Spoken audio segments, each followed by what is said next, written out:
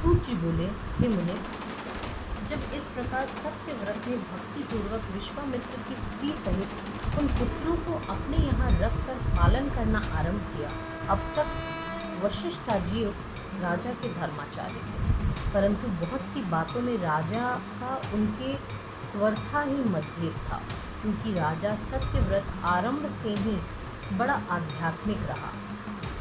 वह नित्य वन में मृगया करने जाता और भैंसों तथा सुअरों को मारकर उनका मांस वहीं फेंक देता जहाँ की विश्वामित्र का आश्रम था।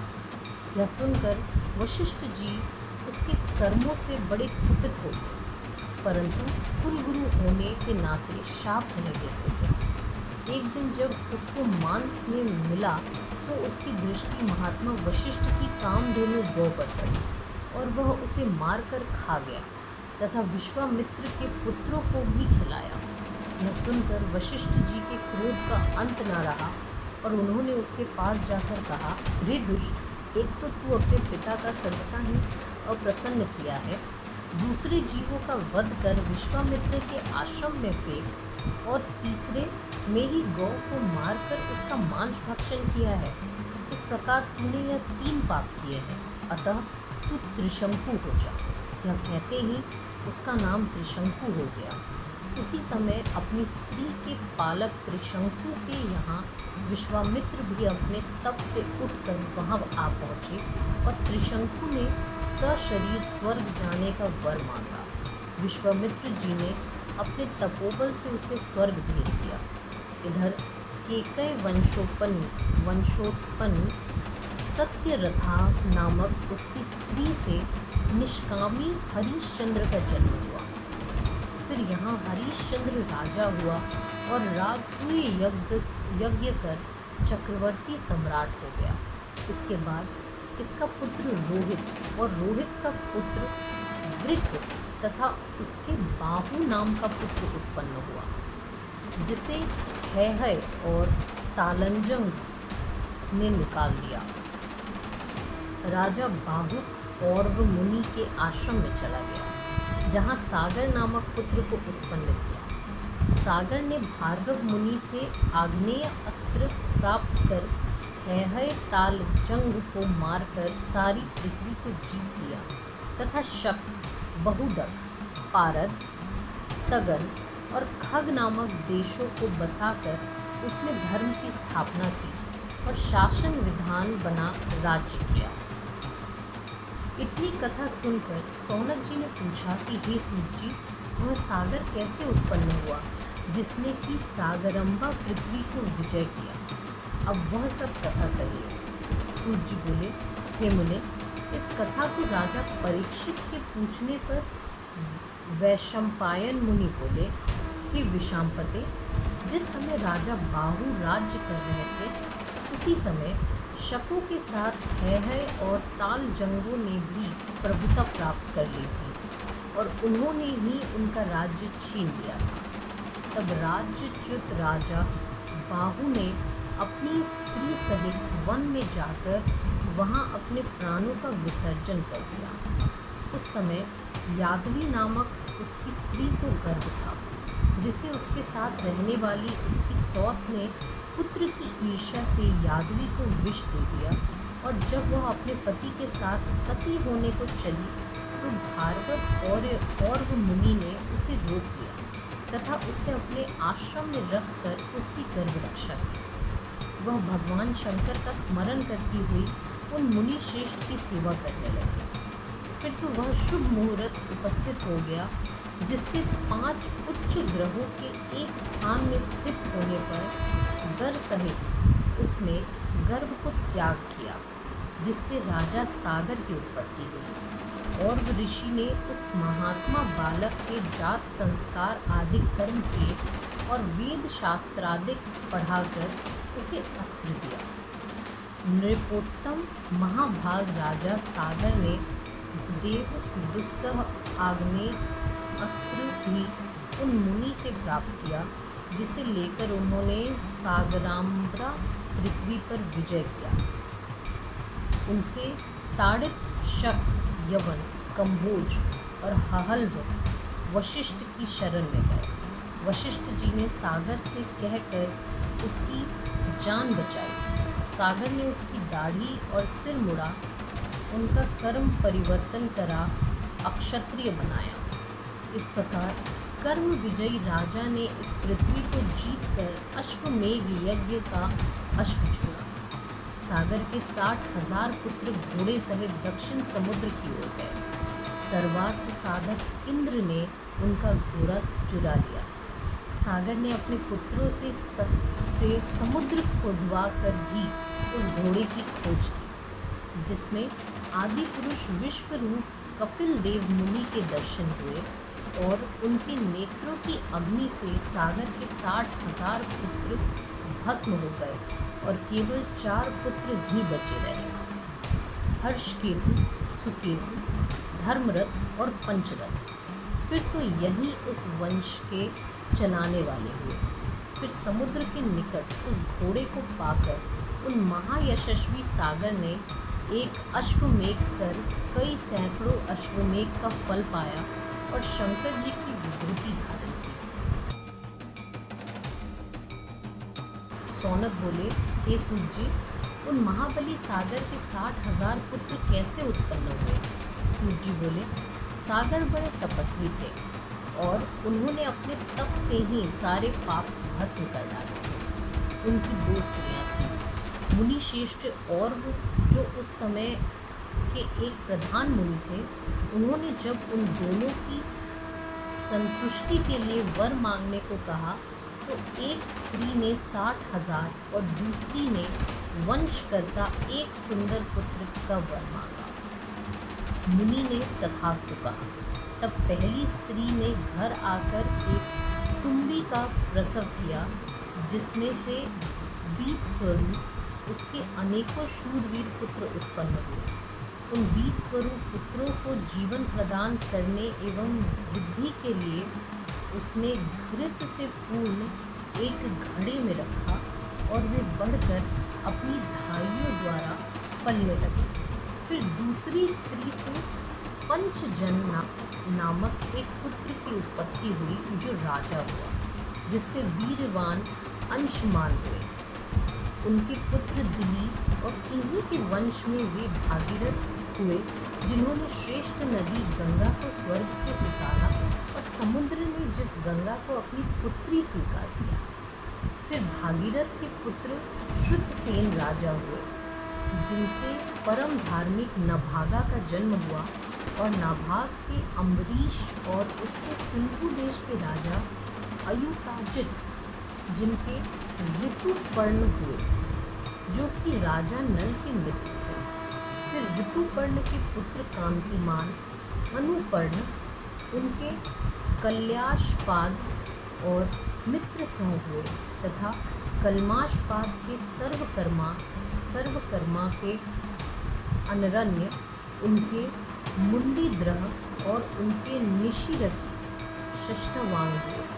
उन्होंने अपनी बुद्धि से तीनों लोकों में ख्याति प्राप्त की। उनके पुत्र दीर्घवान और उनके रघु के अज और अज के दशरथ थे। जिन राजा दशरथ से धर्मात्मा यशस्वी रामचंद्र भगवान विष्णु के अंश से उत्पन्न हुए और जो परम शैर थे तथा जिन्होंने रावण को मारा था, उन रामचंद्र के पुत्र कुश और कुश से अतिथि, उसके निषद से नल के पुंडरी, इनके क्षेत्रधन, उनके देवानिक, उनके अहिनगु और अहिनगु के रायाद, सहस्वान और उनके पुत्र वीरसेन इक्ष्वाकु वंश में उत्पन्न हुए। फिर वीरसेन के दायाद, पर्यात्र, उनके बलाख्य, उनके स्थल, उनके सूर्य, उनके यक्ष, उनके अनुग, उनसे विदद्री, उनसे हिरयनाभ और उनका पुत्र योगाचार्य, जो जैमिनी मुनि का शिष्य और विद्या में प्रवीण था।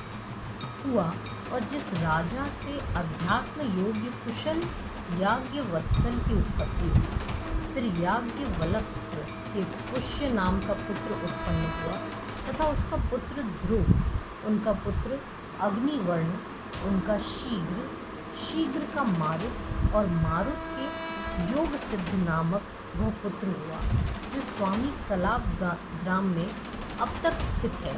और कलयुग के नष्ट होने पर वे कलाप ग्राम वासी फिर से सूर्यवंश का उद्धार करेंगे। उनका पुत्र पृथुशुद्ध, उनका संधि, उनका आमर्षण, उनका महत्वा, उनका विश्व का प्रसंजीत और उनका पुत्र यक्षक तथा पुत्र बृहदबल हुआ। यह सभी इक्ष्वाकु वंशी राजा मैंने कहे।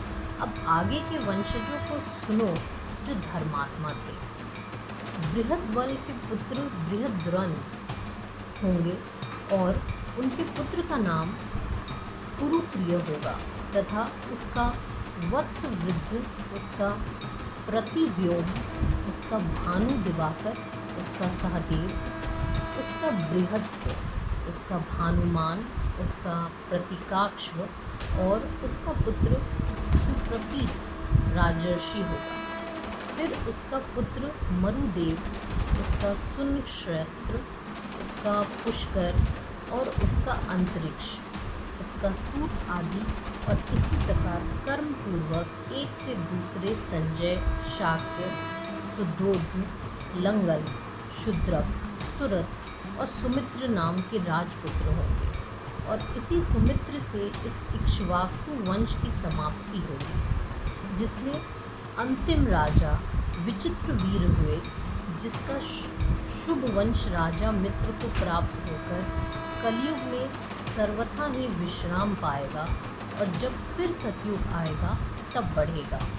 यह वंशावली वैवस्वत मनु से चली जो इक्ष्वाकु वंशी कहलाए और सभी राजा हुए। जो मनुष्य सूर्य वंश की इस सृष्टि को ध्यानपूर्वक पढ़ता या सुनता है वह संतान वाला होकर सायुज्य सुख को प्राप्त करता है, क्योंकि आदित्य, विवस्वान और श्राद्ध देव की यह पवित्र सृष्टि जो मैंने कही है वह सर्वदा ही प्रजापृष्टिदायक है। व्यास जी बोले, श्राद्ध देव के इस उत्तम सूर्यवंश को सुनकर मुनि श्रेष्ठ सौनक जी ने सादर सूत जी से पूछा, हे व्यास जी के शिष्य, आपको नमस्कार है। आपने तो यह बड़ी ही पवित्र कथा सुनाई है जिसमें मुझे यह शंका है कि आदित्य विवस्वान के नाम के साथ यह श्राद्ध देव और सूर्य संज्ञा कहाँ से आई? कृपा कर मुझे यह बतलाइए। श्राद्ध का महात्म्य और फल क्या है? हे महात्मन, इस प्रकार मैं पितरों की उत्पत्ति प्रेम से सुनना चाहता हूँ जिससे परम कल्याण की प्राप्ति हो गई।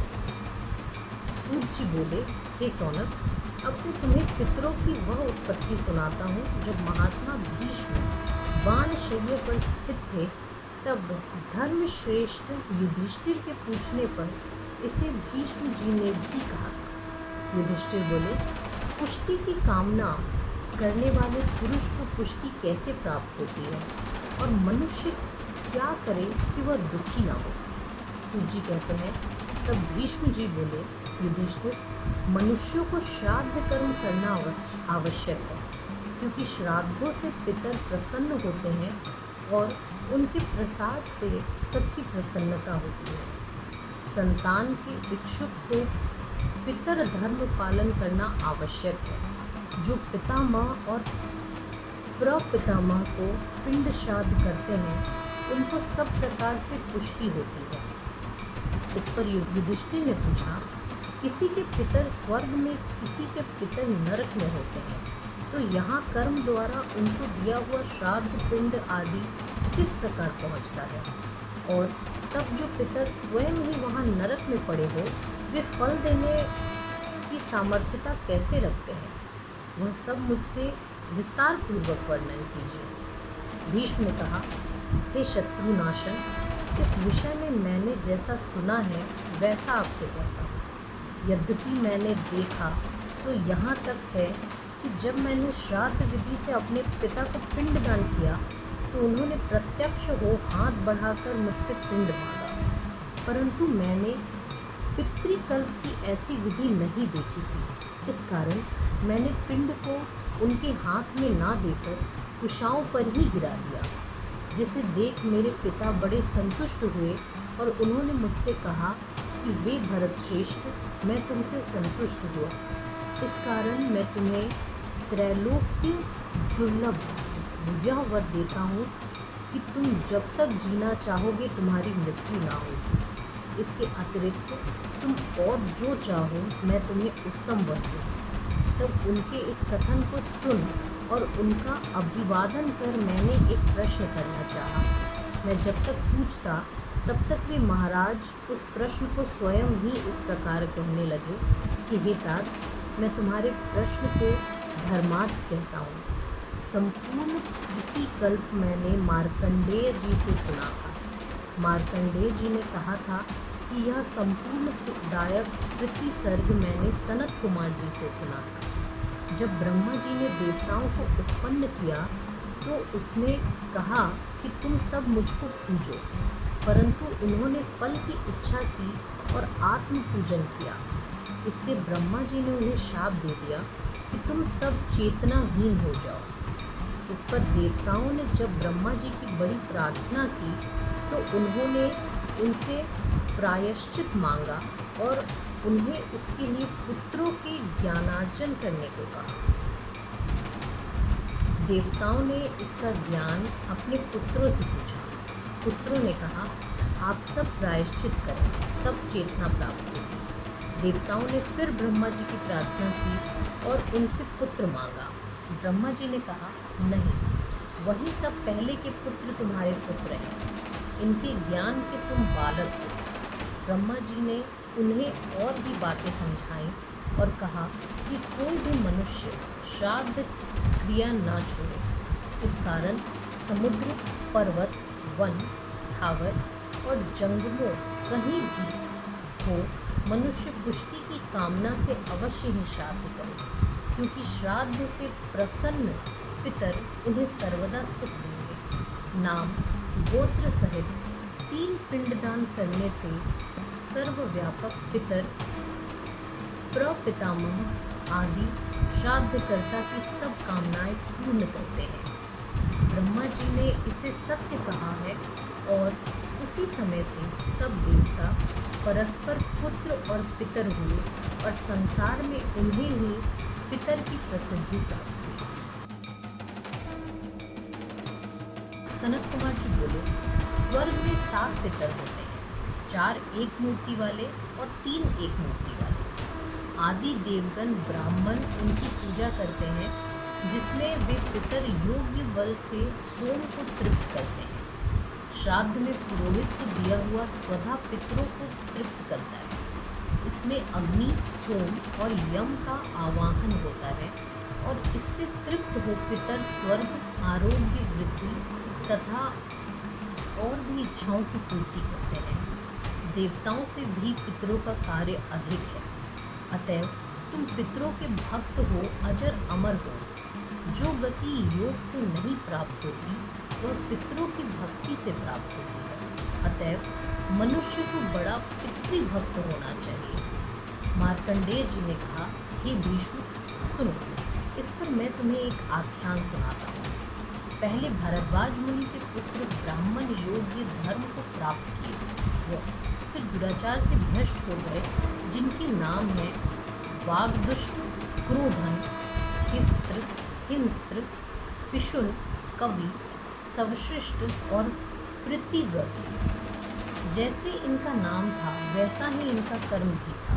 हे तात, उधर विश्वामित्र के पुत्र गर्ग के शिष्य हो पिता के मर जाने पर सब प्रवासी हुए और गुरु जी के विनियोग के समान बिछड़े वाली दुहने योग्य कपिला गौ का पालन करने लगे, जिससे वे अन्याय को प्राप्त हुए। जब वे उस गाय को लेकर जा रहे थे तब भूख लगने के व्याकुल हो अपनी दृष्टि बुद्धि के कारण उसे मारने को उद्यत हुए।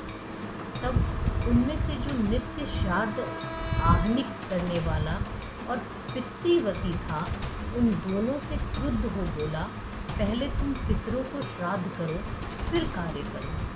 इससे यह गौ निश्चय ही धर्म को प्राप्त होगी, और धर्म से पितरों की पूजा करने से तुम्हें भी अधर्म ना होगा।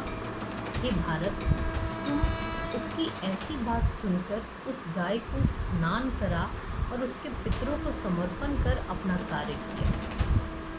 पश्चात सबों ने उन गुरुजी से यह बहाना कर दिया कि गौ को वन में सिंह ने मार डाला, आप इस बछिया को ग्रहण करिए।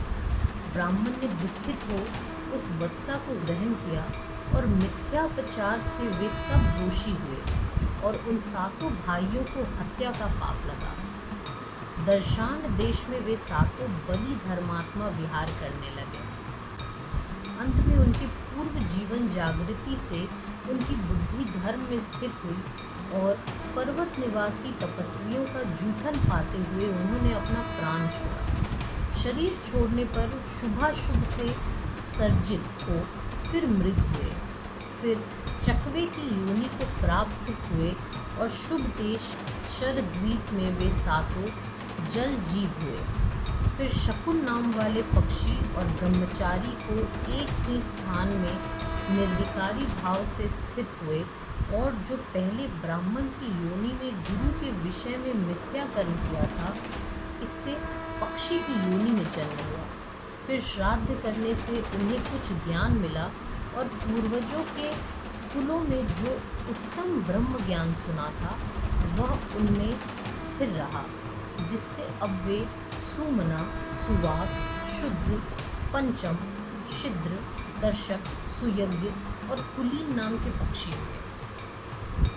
एक समय उस वन के निप देश का प्रभावशाली राजा अपनी रानियों सहित शिकार खेलने आया, जिसे देखकर उस वन के चकवे को भी उनके ही समान शुभ कर्म का राजा होने की इच्छा हुई, और चकवा चकवी दोनों राजा के पास जाकर बोले कि हम दोनों आपके प्रिय मंत्री होना चाहते हैं।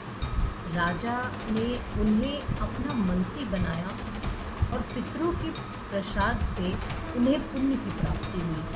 इस संबंध में एक श्लोक प्रमाण हुआ, और जिसे सुनकर वे पूर्व योग को प्राप्त हुए। वे शांतनु के पुत्र, हे तात, लोक कल्याणार्थ यह चरित्र भी मैंने तुमसे कहा, अब और क्या सुनना चाहते हो वो कहो। भीष्म जी बोले, हे महाज्ञानी, इसके आगे क्या हुआ, कृपा कर वह कहिए। मार्कंडेय जी बोले, इसके पश्चात वे सातों मानसरोवर में विचरते हुए केवल जल और वायु पान करके अपना शरीर क्षीण करने लगे।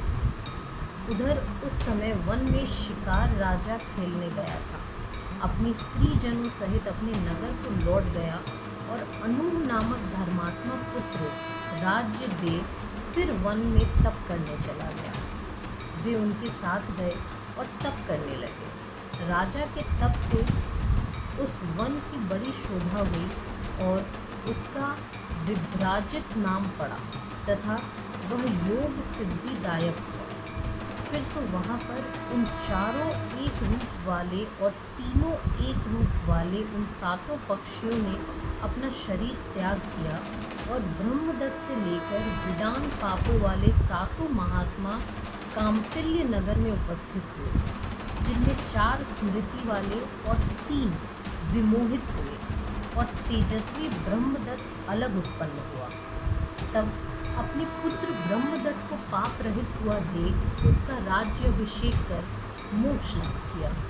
फिर ब्रह्मदत्त की संतति नामक स्त्री उसके साथ नित्य विहार करने लगी, और शेष चक्रवाक उसी काम्पिल्य नगर में दरिद्री श्रोत्रिय कुल में उत्पन्न हुए, और धृतिमान महात्मा, तत्वदर्शी, निरुत्सुक ये चारों वेदाध्ययन से संपन्न और शिद्रदर्शी हुए, तथा शंकर जी के चरण कमलों को प्रणाम कर उनके रूप होकर परम पद को प्राप्त हुए।